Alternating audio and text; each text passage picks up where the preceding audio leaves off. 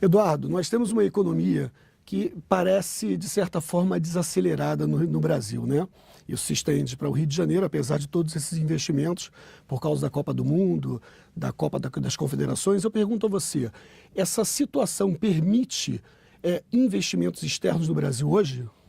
Eu acho que permite, porque quando uma empresa ela pensa onde investir, ela raramente pensa de forma absoluta, né? Ela pensa de forma relativa. Então, E às também vezes, a médio prazo? a médio prazo com certeza, Uhum. às vezes até a médio e longo prazo, mas eu acho que quando uma empresa de fora, por exemplo, pensa onde ela vai investir, ela olha o seguinte: quais são minhas opções?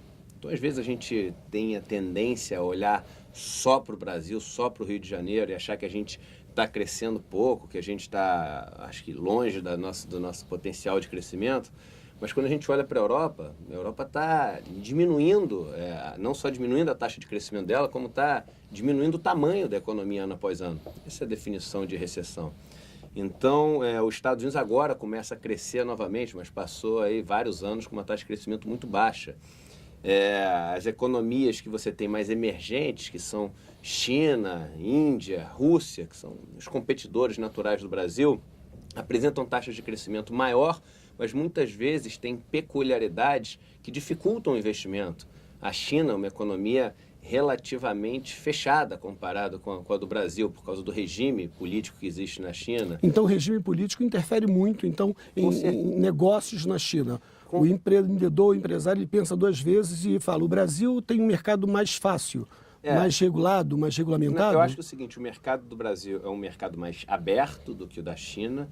Agora, eu acho que uma preocupação que existe, e aí não é só em relação ao Brasil, eu acho que isso que as autoridades sempre têm que ter na cabeça, que quando as pessoas falam de risco Brasil, ou risco país, né, qualquer outro país, a gente sempre imaginou isso como sendo aquele risco do país não pagar o que deve. Que hoje é uma realidade longe da realidade, né? Do Brasil, sim, de outros países maior.